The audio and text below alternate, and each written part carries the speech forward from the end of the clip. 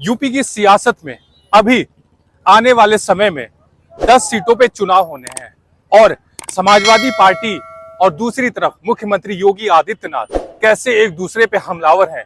तो इसी बीच रैली में हमला करते हुए योगी आदित्यनाथ में समाजवादी पार्टी पे जब निशाना साधा कि कैसे ये महिलाओं के प्रति छेड़छाड़ करते हैं या फिर उन पे आरोप लगाते हैं या फिर उनके प्रति उनका रवैया अच्छा नहीं होता, तो ठीक अपनी प्रेस कॉन्फ्रेंस में जब अखिलेश यादव ने मीडिया से बोला कि दरअसल मेरी और मुख्यमंत्री की तस्वीर मिला लीजिए और देखिए माफिया कौन लगता है, तो माफिया बोलने पे दरअसल एक नई राजनीति शुरू हो गई, जिसको लेके दोनों तरफ से एक दूसरे पे हमलावर शुरू हो गए। ऐसे में सबसे बड़ा सवाल ये शुरू होता है कि आखिर क्या वजह है कि मुख्यमंत्री योगी आदित्यनाथ पानी पी पी कर अखिलेश यादव या समाजवादी पार्टी को हर रैली में कोसते हुए नजर आ रहे हैं। तो आपको मैं बता दूं कि अभी हमने देखा 2024 के चुनाव में कैसे समाजवादी पार्टी ने अभी 43 सीटें जो है जीती हैं। समाजवादी पार्टी का आत्मविश्वास भरा हुआ है। अखिलेश यादव ने अपने प्रेस कॉन्फ्रेंस में यह भी कहा कि दरअसल जनता इंतजार कर रही है चुनाव का और चुनाव आते ही वो इनको इतना दूर करेगी सीटों से, इनके आंकड़े इतने खराब होंगे, जीतना तो बहुत दूर की बात है।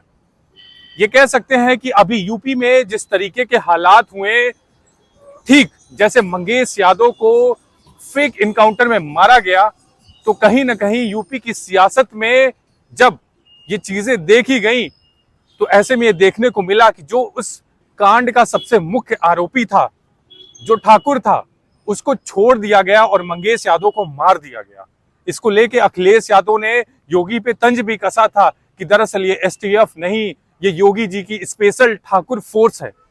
और यूपी में एक इलाका बहराइच, जहां पे हम ये देख रहे हैं कि कैसे आदमखोर भेड़िया कैसे लोगों को हमला करके नुकसान पहुंचा रहे हैं, लोगों की नींदें हराम हो पड़ी हैं, लोग किस तरीके से परेशान हैं, वहां पे तंज कसते हुए अखिलेश यादव ने ये बोला है कि दरअसल योगी आदित्यनाथ को अपनी एसटीएफ वहां भेज देनी चाहिए। अगर वो अपनी ठोको नीति लागू कर ले तो शायद हो सकता है कि लोगों को वहां पे आसानी हो जाए।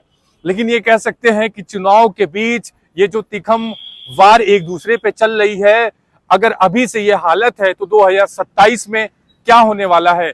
क्योंकि अभी हमने देखा कैसे योगी आदित्यनाथ ने खास करके 4 लोगों के वर्ग के जो जाति विशेष के लोग हैं, खासकर यादव, मुस्लिम, पासी और कुर्मी, इन लोगों को जो ड्यूटी है वो चुनाव से हटा दिया।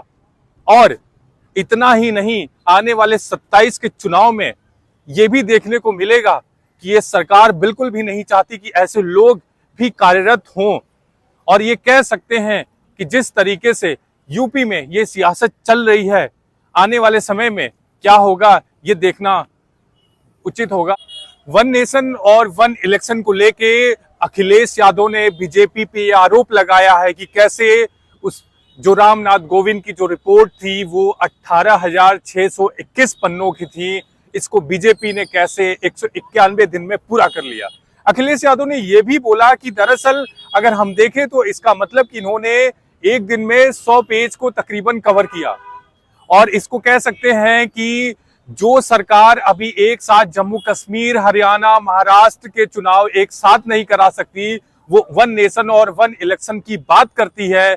अखिलेश यादव ने इसको बीजेपी की रिपोर्ट बताते हुए इसको खारिज कर दिया।